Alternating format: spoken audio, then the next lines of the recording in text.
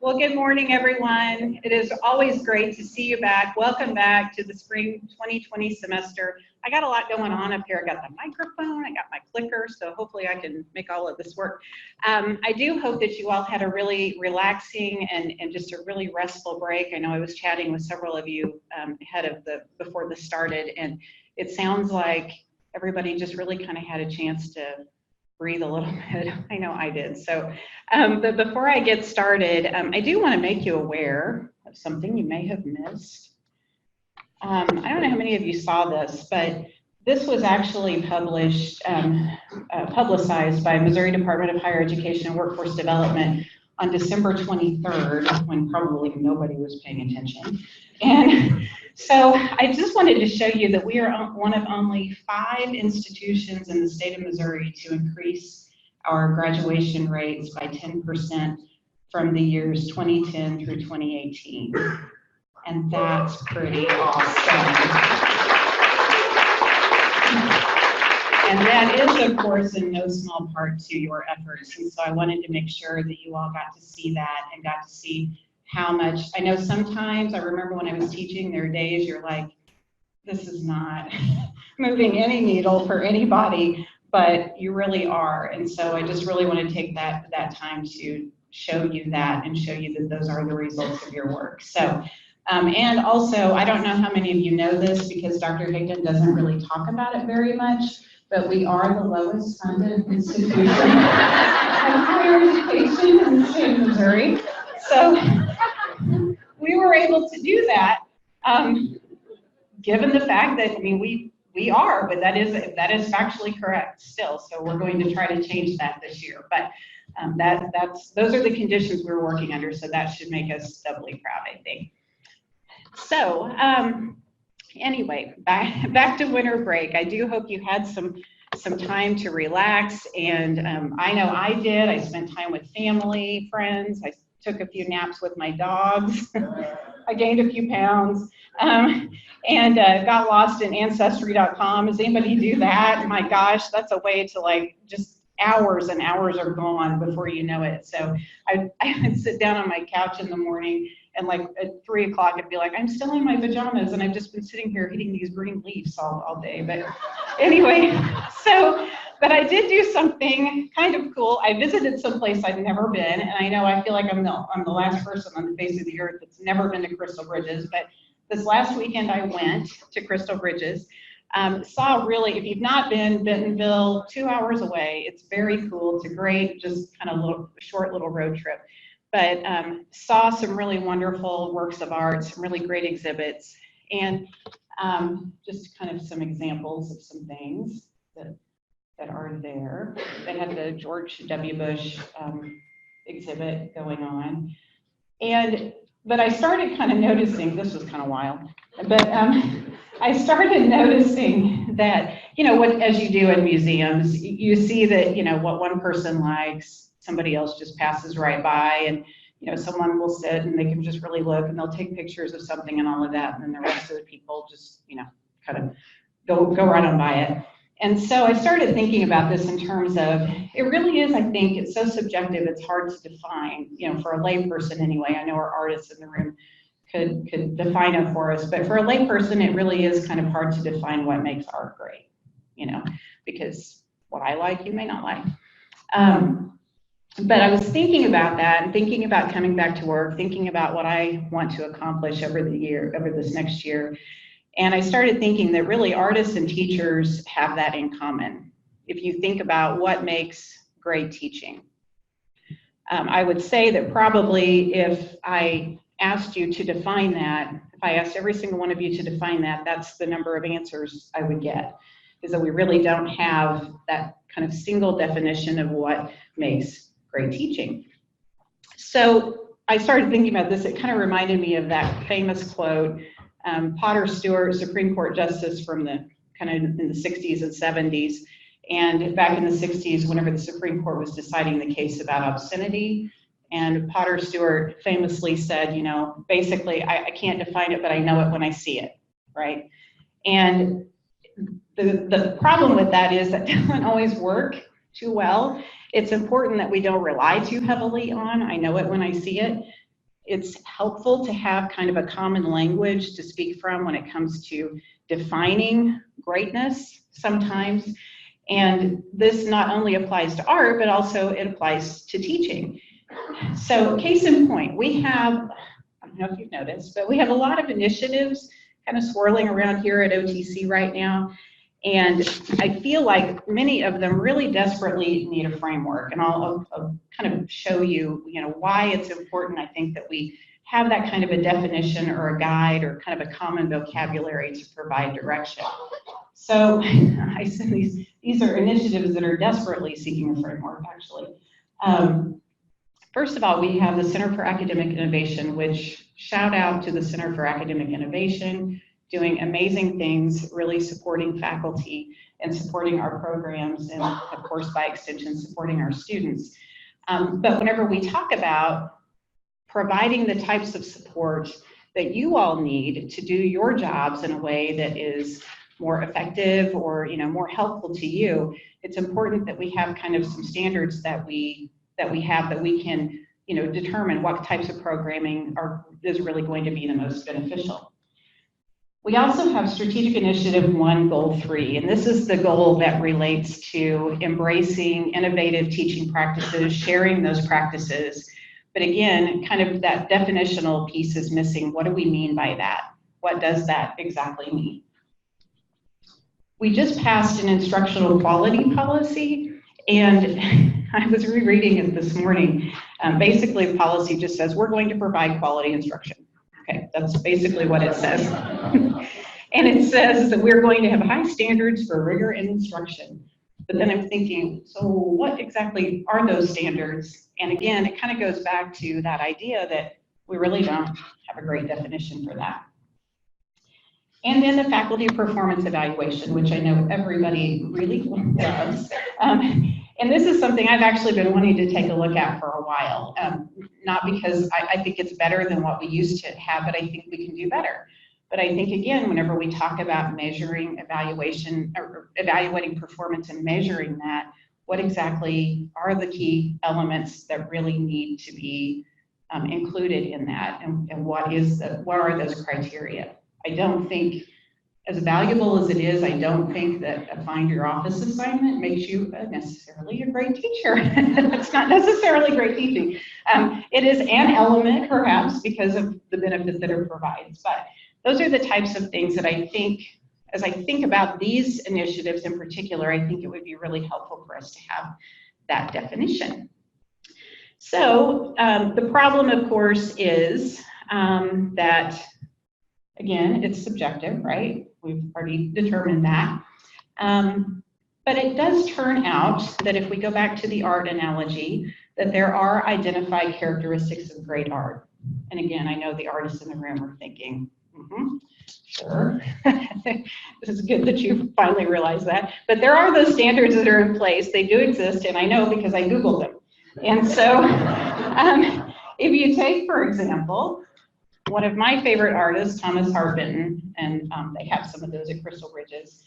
But if you think about things like technique of the artist, does it evoke emotions in you?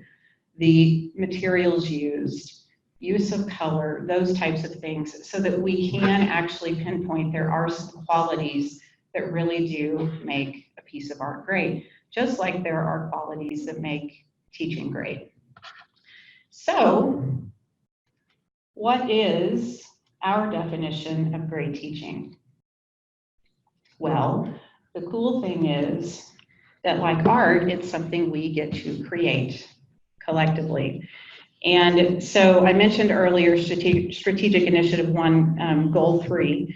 That group is headed up by Amy Schneider. Where are you, Amy? Okay, in the back with her 2020 headband thing on. Yay. So Amy has been working with a group, her goal group, and then also encompassing those of you who are in on the Faculty Center Advisory Group have really been helping out a lot with this as well. But they have developed a starting point for this conversation. But really, this needs to be ours. It needs to be our creation. It needs to be our work of art, if you will. And so we need your voices now in that conversation. So Amy is going to meet with Faculty Senate next week, and then we're going to grow the conversation from that point. Center for Academic Innovation is also going to be a partner in that effort, but in the meantime, be thinking about that. We have lots of great teaching going on. It is happening all over the college, but it's happening in pockets. And so I think it will be helpful for us to have a way to identify it and to talk about it. And then after that, we can share it with each other. So be thinking about that initiative because that's going to be coming up. Before I end today, I do want to remind you about the innovation celebration that's coming up in February. This will be on our regular staff development day. In the afternoon, we'll have the showcase in the morning like we always do here in this room. But then we'll move to the White River Conference Center from 2 to 5 for the innovation celebration. And I really want to encourage you to submit for this. There are 3 different awards, the Trailblazer Awards. That deadline is January 17th, and this is just a way to recognize employees that really have made a significant change or really making a significant change on campus, within the community. And so, you know, I look around the room and like I see a lot of trailblazers, and so think about who you might be able to submit, who you might be able to nominate for these awards. Then there are also 2 different grant opportunities. That deadline is a little bit later, February 3rd. The Game Changer grants, these are the bigger grants, the ones that are up to $10,000 per each strategic initiative. And so be thinking about things that would really help to improve college operations, would really help to advance the strategic plan that we have in place. And so, and then of course the mini grants, that's a really successful and popular program. So like I said, just really encourage you to think about what you might submit for that, and don't think in terms of, my idea is not good or it's not big enough or whatever. Just kind of get it out there. Who knows? Also, I want to point out that there are boot camps if you're interested in submitting and you kind of feel like you need some help. Boot camps on January 14th and 22nd here on the Springfield campus. But you don't have to go to those. Those are not mandatory. You can reach out to research or Sarah Bargo, who is kind of helping to spearhead the event. She will be happy to answer any questions you have if you're interested in submitting as well. So, like I said, I just want to kind of bask a little bit in the fact that we have had such tremendous success. And I know that, we haven't done that by just sitting still. And sometimes we do get that initiative fatigue. There's so much going on all the time. But we have not gotten to the place we are as a college without having that type of momentum and without having that type of action and taking that type of action. So I really just want to congratulate you all on that a tremendous job, and know that what you do is seen and appreciated. And if I can ever be of help to you or support to you, I want to serve in that capacity. That's what this job is about. So please feel free to use me. Don't think that you can't reach out to me if you feel like I can be of help to you. Have a really wonderful semester.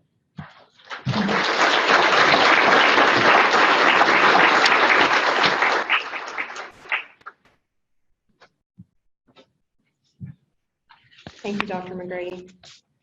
Well, welcome to spring 2020. Can you believe it? We've already had students come in our office eager to learn. They're here. We had one this morning wanting to see what Canvas was all about. So we're super excited to have them on campus already, and it proves to be an exciting year ahead. I wanted to give you a quick update about some of the things the center has on deck.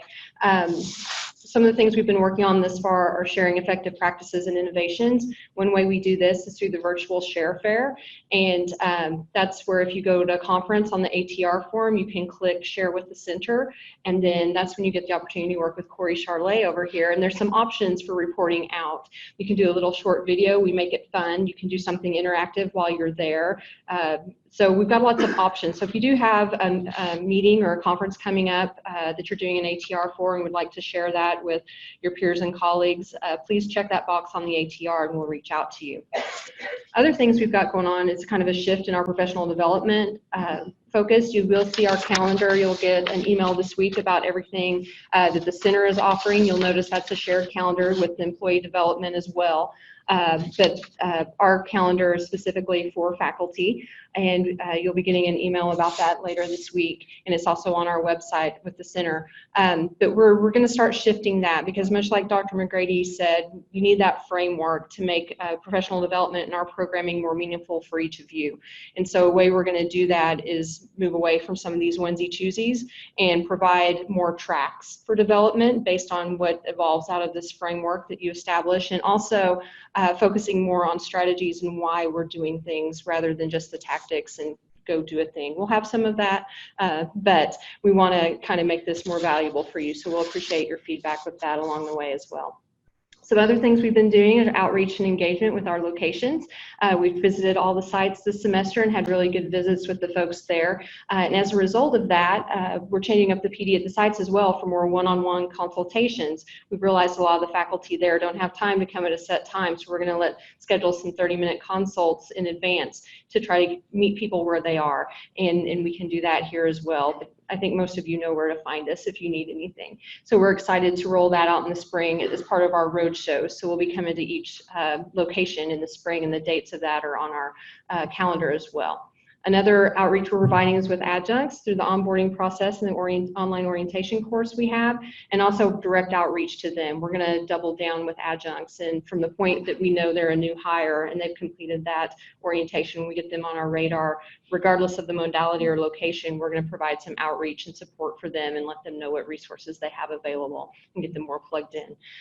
Also with students, we're looking to put together a student survey about teaching and learning, and also with their Canvas experience, whether you're teaching online a lot or not. A lot of you use Canvas, and we want to see how that's going for them, and also focus groups to develop that, to see what they see on the other side of your teaching and learning, and hear straight from the students and how that might help teaching and learning moving forward.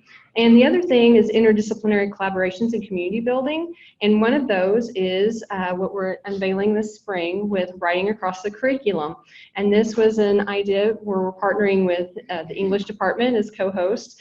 And this is going to be a fun one.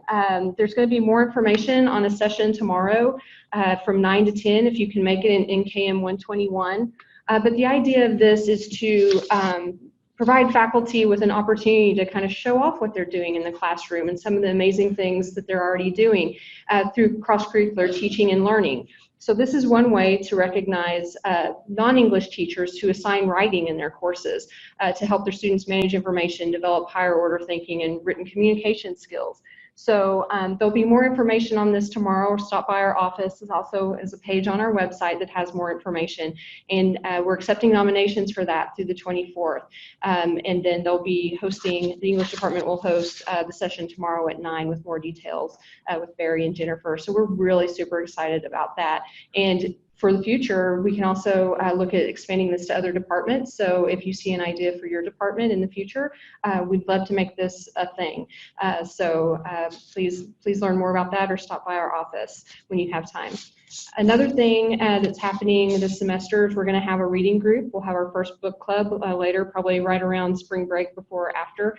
We're finalizing some of the details on that, but that's going to be a collaboration of faculty to discuss some teaching and a learning book that we pretty much got it nailed down and who's going to lead it, but I want to confirm that before announcing. And then another thing we're going to be doing this semester is a monthly food for thought group, and that's going to be driven by you. Our first session will be January 31st at 11:30 over in IC 104A. And what we'll do there is kind of just have a discussion. It's going to be informal. If you're teaching at 11:30, we're going to run it 11:30 to 1, drop by when you can. But we want your input on things you want to learn more about. And what will happen in February, March, and April is we'll have a faculty-led session about a topic that you've voted on to see where we go next. So it's not something you have to attend every month, but if there's a topic that interests you, please come and attend that one. So you'll hear more about that moving forward as well. Also, some of the other things we have going on for this week with the agenda, we have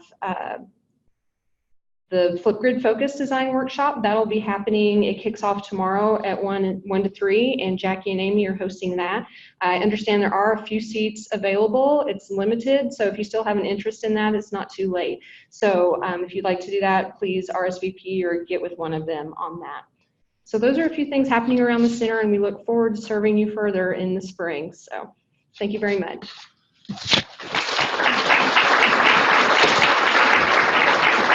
Up next, Gavin O'Connor. Good morning. All right. So this is just going to be a really quick informational presentation.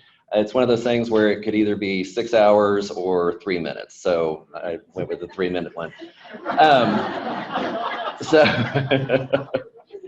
So you may have heard we've been looking at some different ways of reporting grades and attendance. Talk about that here in just a second, but we kind of have a plan, so we're going to kind of see what's going on here. As far as the reason why we're looking at this change, for those of you that use Pinnacle Gradebook, and I know there's several of you that do and really, really like it, and it's a great product, but we're to the point where it's not supported anymore. The company that we got it from really doesn't exist anymore. And so it's not supported by anybody beyond our IT department, and it really is a burden on them much greater than what we probably would ever want to consider. So we really just need to take it out of its misery. So we have looked at a lot of different products and everything, because we still need to have those electronic records of grades and attendance. And what we have come up with is a way that we can have it all in Canvas. So many of you are already using Canvas Gradebook, and if you are, there's going to be no change for you on that side of things. So those of you that are using Pinnacle, you're going to have to kind of adjust a little bit. So the great thing is then it does get everything in one location that everybody is hopefully familiar with, and if not, we can get you there. So as far as the gradebook side of it, again, many of you are already using it or have at least seen it, since we all have Canvas for our classes. And so we are going to be transitioning everybody over to using Gradebook in Canvas. And to give you the timeline on that, we're going to, hopefully, if you want to start doing it now, that's great too. But soft deadline for those of you that are teaching during the summer, it'd be great if all of you kind of started working towards that as well, so you can kind of try it out when we, have a little bit more time to help everybody. But then the hard deadline is, and when Pinnacle is going to be shut down and no longer available, even if you really, really do like it and want to keep using it, it's just not going to be there anymore. It's going to be for fall of next year, fall 2020. Okay.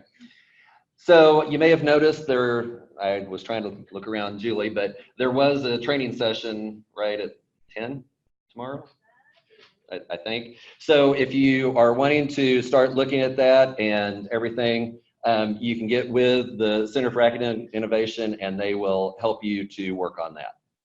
So that's really all there is to the gradebook thing, is just kind of keep that deadline in mind. We are going to get rid of Pinnacle, so it will go away. And by fall of 2020, you need to be ready.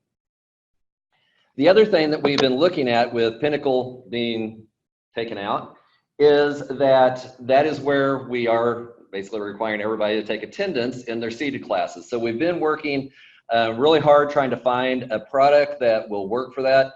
Canvas has an attendance product, but it really is not great. And the reporting side of it and actually the functionality of it has some problems. So we've been looking, and we looked at several. There were some really cool ones out there. Ones that we wouldn't have even had to have probably done anything. We'd walk in the classroom and attendance is taken for you. But those cost a lot of money. So we decided to look at some other things that might work just as well and go with those. So this is, again, for those seated classes only that we're really talking about as far as still needing to take attendance. And the product that we found that we are going to go with we had everybody kind of across the college look at it and everything, and it really does have some great reporting on it, and it really looks fairly easy. Again, we don't have it in place yet, so we're going to have to figure out where all the kinks are and figure that out and get it worked out. But overall, everything we see, there's a lot of functionality to it. You're able to do a lot of different things with it. So had a lot of input from folks, and we have, we're going to be starting working with that just as soon as we get everything up and going this semester. So again, the timeline on that is we're going to do the setup and testing early this spring. I'm hopeful that by March, actually, we can actually have it in place so we can really start working with it. So again, kind of the soft transition to this is going to be summer of 2020. And we should have everything in place, up and going and ready for that. And then again, hard deadline where we will get rid of Pinnacle, and everybody that seated classes will need to be using it for fall of 2020. Okay. As far as training, we can't really tell you anything about that yet because we don't have it in place. But again, as we get that up and going, we will get that information out to you. Again, the center will be helping with that because it will be in Canvas, and that's kind of the nice thing. Now, I'm going to show you this, and don't freak out because it may not look like this at all when we get it. But this was kind of what they showed us in the presentation of all of it. And so basically, not fall off, let's stand here. So this is just in Canvas, and down here there is an attendance tab. For all of you that can't see that, that's what I'm pointing at right here. So all you have to do is go into your Canvas site for the class, click on attendance, and something resembling this will come up, and you'll be able to take attendance just like you did in Pinnacle. With actually, I think, a few more bells and whistles on it. Okay, so again, that's all I have to tell you about it right now. You'll be hearing a lot more about, especially the attendance part of it, as we move forward. But as that happens, any questions, please just let us know. Yes. Currently, I don't think it does, but we were looking at some things, and the last time I talked to the guy, he indicated there might be some possibilities that we can pull those through. Yeah. How do we know if they miss, let's say, 2 weeks? How can we see? The reporting for it is extremely simple, and so you can actually go in and see that really easily. And if you have any questions about it, Jessica Gerard, she sat in on it, so she can kind of tell you about that one. Got out of that, didn't I? So anyhow, I think, again, you know, as with anything, there's going to be some hiccups along the way. We're going to find some things that they always sell us things that don't really quite work out. But this one, I talked to 3 other schools that are using it, and they have been really happy with it. It's all worked really well for them. So again, we'll work through it. I don't remember if this one had a seating chart or not. It didn't. Okay. Jessica says no.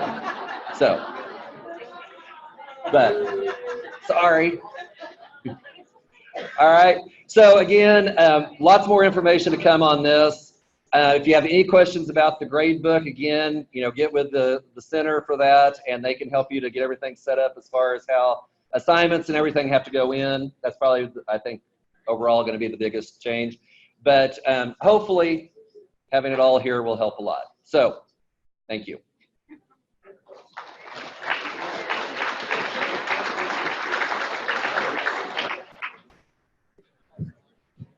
Good morning. It's good to see you all again today. I'm going to give you a really quick update, again, like the 3-minute version, not the 6-hour version, of where we are with the student success redesign, sometimes called the advising redesign, whatever word you have around it. Specifically, I want to talk about the next steps that we're going to be working on for spring and summer, and then how we're going to measure effectiveness with this program, because it's important to have a framework. Thank you, Dr. McGrady. Our outline, just for what we're going to talk about in the next 2 minutes, is next steps, measuring success, and then specifically something that I would like for you to do before you leave the room, if you can, on your phone. It's to email me, spoiler alert. So next steps for the spring, we are starting off this redesign with the Republic Center. It's been determined that instead of starting at Republic with the reactive model of advising where they have to come see us. We're going to start chasing them down as soon as they open the doors. So that's what this is going to mean for Republic. We are opening this model with the Republic Center on April 21st, which is when registration opens for summer and fall. Do you notice a problem? There won't be a Republic Center. So that's something we got to figure out, is how to do that. We are going to start with a new orientation model instead of using STAR, which if it's been a while since you've been through STAR, it's like 2.5 hours full of information, which no one leaves the room having processed. And so we're going to figure out what they actually need to know before they start classes, give them that, and then their navigators and their support team will work with them on the other things proactively as they go, so they don't have to know everything up front. They will be proactively working with students for career, financial, and academic planning and referring them to resources for support. And they'll be working very heavily with you, specifically Republic Center staff for those resources. There will be a navigator, which is the term we landed on to help students navigate college. That's the simplest term we can come up with to do it. Community resource specialist and counselor, one full-time person that does that, and then a student success specialist to help them navigate just kind of those one-off questions. The next area we'll be rolling out is in the fall of 2020, the Technical Education Student Success Center in ITTC. Pretty exciting. Also, we are not trying to onboard students without a location, which would be really nice for tech ed students. However, we're also not rolling this out until classes begin next fall. So there won't be the onboarding support for them. We want to make sure we use summer for construction of this center and also the hiring and onboarding of the staff so that we're ready to go proactively when classes start. Same 4 areas of support and basically the same personnel with the addition of a financial aid specialist to be there and answer those really difficult financial aid processes and help students through those. So those are the next steps. As far as measuring effectiveness, I wanted to show you some of our outcomes and objectives. If you've been to some of the previous sessions, this might look familiar, but you're all here, so I thought I'd show it to all of you. This is our outcomes framework, and this looks like a lot of text. You don't have to read it. What you need to know is over here on the right side, we have some ultimate educational and economic outcomes. We are trying to support students to very specific ends. And so we've identified 4 areas that lead to those specific ends. And they are academic performance, financial stability, long-term career goals, and motivation, confidence, and resilience. We've identified the key indicators for each of those areas and have key activities that help students get there in each of those areas. I've been told that this PowerPoint presentation will be online and available for you to look at, so please feel free to look through this. If you have questions, I'm happy to take them to talk through what we've been working on. But we've found these activities lead to this performance, which leads to these ultimate outcomes. And again, you don't have to read through this if you don't want to. Our proposed targets, this is really the exciting part.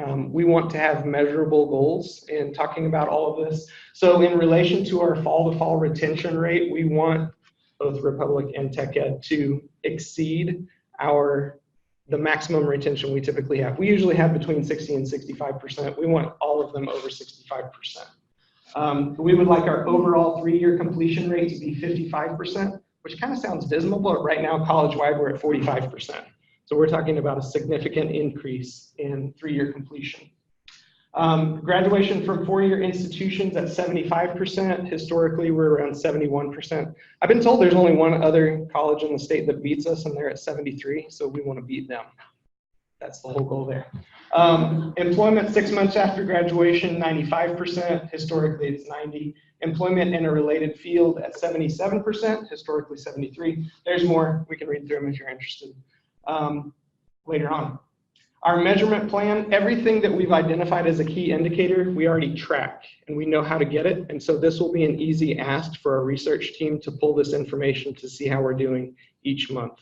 There are 3 areas that we don't currently track, and that's the academic plan, the financial plan, and then the career plan that the navigators will develop with students. So if you're interested in how we're pulling these things or where they live, that'll be in the PowerPoint. You can look at it.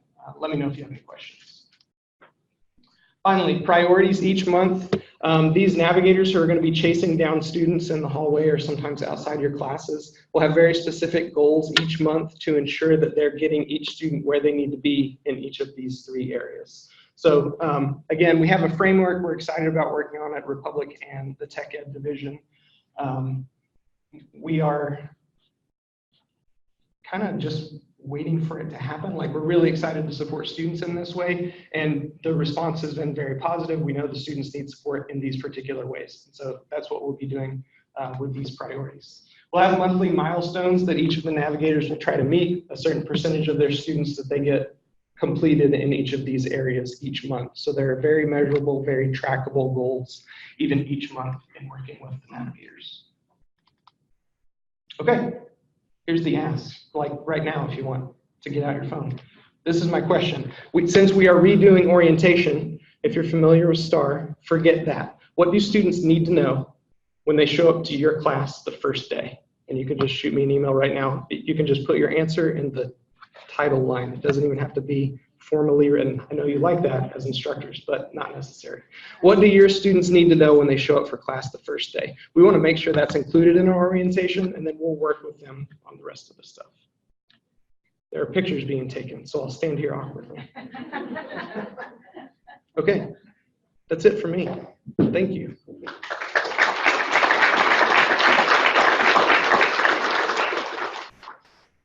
Next, we have Melissa Wittmer with the Faculty Senate update.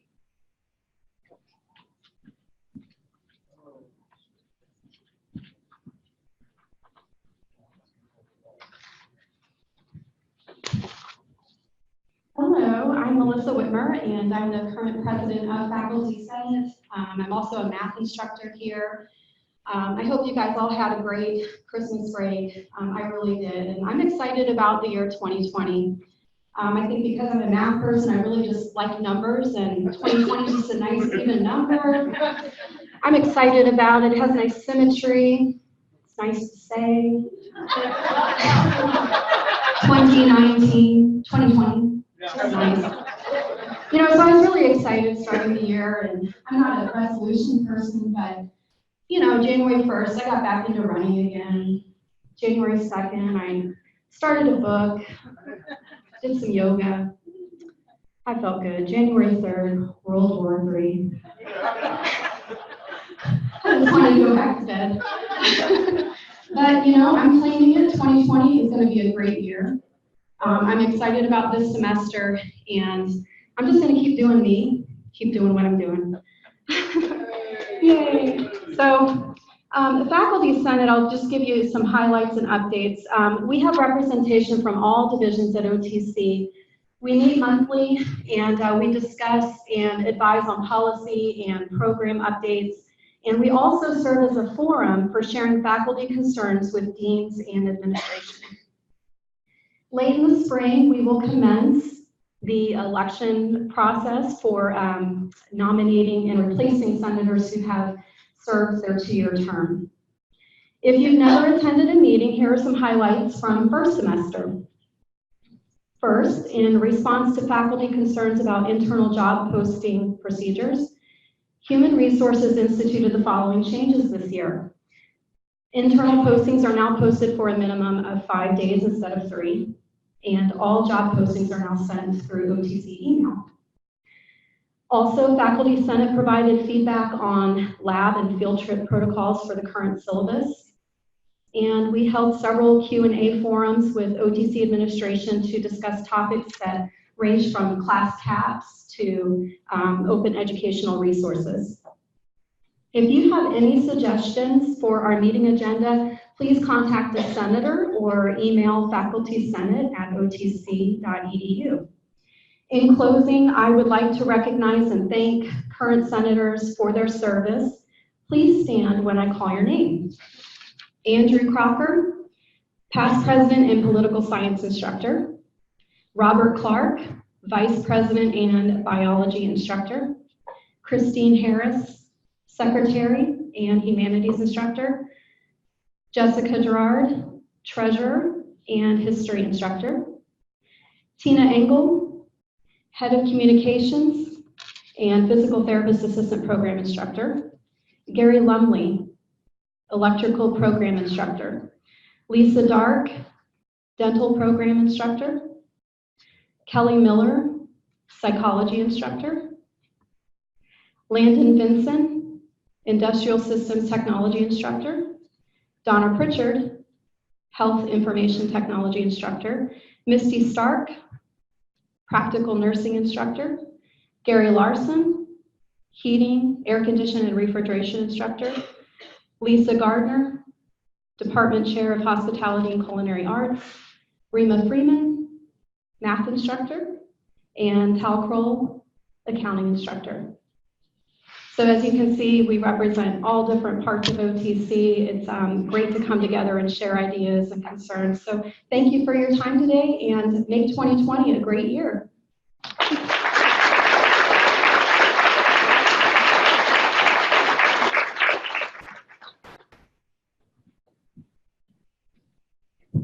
And I just want to thank Melissa for her leadership of Faculty Senate, and to all the senators who serve. It's a time commitment, but I think we are a much better institution now that we have this really robust and very, very well-functioning, well-run Faculty Senate. And so I would encourage you, please know who your senators are and reach out to them if you have concerns or questions about things. I really rely a lot on Faculty Senate to kind of, let me know what's going on. What are the questions? What are things I don't always know? I can't read minds. And so it really is helpful to us in administration to be able to have that feedback. So thank you, Melissa. And I agree with you about 2020, by the way. I think it's much better than 2019. So you will see the additional programming going on now that we've told you about Pinnacle going away and transitioning to the Canvas Gradebook. If you have questions, the Faculty Canvas Support Station is open all day down in the Center for Academic Innovation. 11:30 Allied Health Division meeting here in Lincoln, 1:30 Gen Ed here in Lincoln, and then I think Tech Ed is at 3, is that correct? 3? No. Okay, all right, very good. Okay, never mind then. The what is?